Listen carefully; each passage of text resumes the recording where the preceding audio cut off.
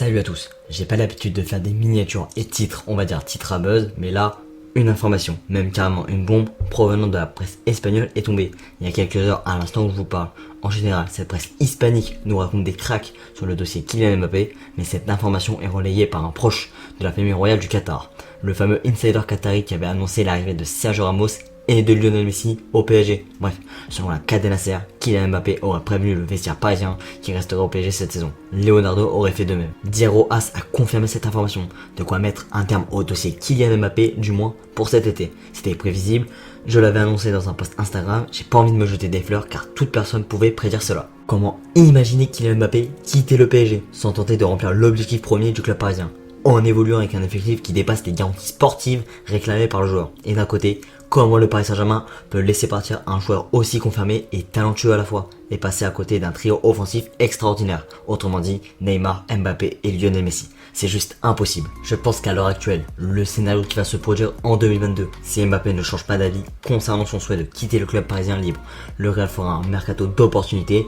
possiblement en achetant des joueurs libres comme Antonio Rudiger du Chelsea, Leon Goretzka du Bayern de Munich ou encore Paul Pogba de Manchester United, qui seront libres en 2022. Et j'en passe. Kylian Mbappé pourrait rejoindre le club de ses rêves en étant confiant sur ses objectifs sportifs individuels, gagner le ballon d'or, présenter le domicile extérieur, revenir 4 jours avant la date initiale et jouer les 2 premiers matchs de Ligue 1, en étant plus que bon et surtout décisif. C'est pas la tendance d'un joueur qui veut partir, du moins qui est en instance de départ imposée par le club. Maintenant, mettons-nous à la place du joueur. En 2022, la star française sera libre de tout contrat, aura la possibilité de s'engager où elle le souhaite, au Real, soi-disant dans son club de cœur. Quelle est la meilleure solution pour Kylian Mbappé? Va-t-il prolonger? Je pense pas avoir la réponse pour la deuxième question. En revanche, pour la première, j'ai ma petite idée. De toute façon, c'est que mon avis. Kylian Mbappé, c'est un champion du monde, une star internationale, une idole pour les jeunes enfants du monde. Il est précoce. Bref, on a bien cerné que le joueur était assez unique.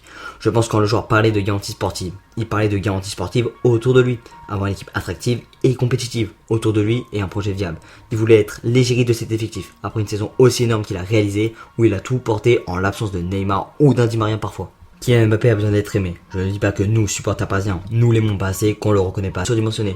Quand c'est Neymar, par contre, il était tout seul, il a pas pu faire grand chose, le pauvre. Je vais pas tomber sur Neymar, mais c'est la réalité. Quoi que Neymar fasse, il est idolâtré et même surestimé par rapport à ce qu'il fait. Il continue à toucher un salaire faramineux, malgré qu'il joue à peine la moitié des matchs d'une saison. Ça peut paraître un peu simpliste comme remarque, mais peut-être que Kylian Mbappé est agacé par cela. Bon, revenons à Kylian Mbappé. Pour lui, rester cette année et partir libre l'été prochain est une solution idyllique. Le Real sera potentiellement renforcé, comme je vous l'ai dit tout à l'heure, avec un mercato d'opportunités. Il sera sorti d'une saison pleine, statistiquement avec plein de joueurs d'expérience et tout ça, et tentera d'écrire l'histoire avec le club de sa ville natale. S'il signe au Real en 2022, pour lui, ce serait bénéfique. Il prend le rôle de leadership technique avec Karim Benzema, qui reste encore un joueur de niveau encore exceptionnel certes, mais ça sera peut-être la fin pour assumer un statut de leader encore. Il sera dans un championnat mieux réputé que la Ligue 1, une victoire au Ballon d'Or serait plus crédible pour lui, et il sera peut-être la star ultime qui va relancer la machine madrilène au niveau européen. Il sera peut-être un transfert aussi important, aussi marquant que Zinedine Zidane en 2002 au Real. Voilà, j'ai fini de blablater sur le sujet Mbappé. Allez, ciao ciao, et si c'est Paris.